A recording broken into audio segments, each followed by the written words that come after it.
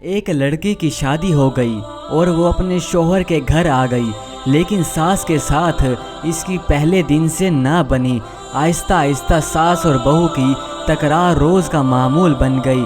ایک دن لڑکی تنگ آ کر ایک حکیم کے پاس گئی جو اس کے والد کے قریبی دوست تھے، اور ان سے کہا کہ وہ کوئی ایسا زہر اسے دے دے جو وہ اپنی ساس کو کھلا کر ہمیشہ کے لیے روز کی تو میں سے اپنی جان چھڑا لے۔ حکیم نے کہا اگر تیز زہر دیا تو تمہاری ساس کی موت کا الزام تم ہی پر آئے گا، کیونکہ روز روز کے جھگڑوں سے سارے گھر اور محلے والے آگاہ ہیں، وہ واقف ہیں۔ ایک معجون اسے دیا اور کہنے لگے یہ دوا تھوڑی تھوڑی کر کے ہر روز کھانے میں ملا کر اسے کھلاتی رہو، اس زہر کا اثر بہت سست ہے، آہستہ آہستہ جسم میں پھیل کر تمہاری ساس کی جان لے لے گا، لیکن یاد رکھنا اس سارے عرصے میں تمہیں اپنی ساس کی فرما برداری اور اس کی خدمت کرتے ہوئے گزارنا پڑے گا۔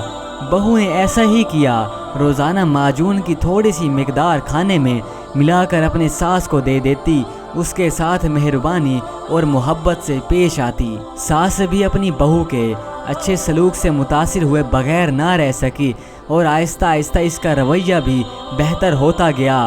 نوبت یہاں تک پہنچ گئی کہ پھر دوبارہ وہ حکیم کے پاس جا پہنچی اور کہنے لگی حکیم صاحب اب میں اپنی ساس سے بالکل بھی تنگ نہیں ہوں، ان کو اپنی ماں کے جیسا چاہتی ہوں۔ آپ سے درخواست کرنے آئی تھی کہ اب کوئی ایسی دوا دے دیں کہ میں اپنی ساس کو جو زہر کھلایا ہے اس زہر کا اثر ان کے جسم سے ختم ہونا شروع ہو جائے۔ حکیم صاحب مسکرا کر کہنے لگے اے بیٹی فکر مند نہ ہو، جو معجون میں نے تمہیں دیا تھا وہ زہر نہیں تھا بلکہ ایک بے ضرر معجون تھا۔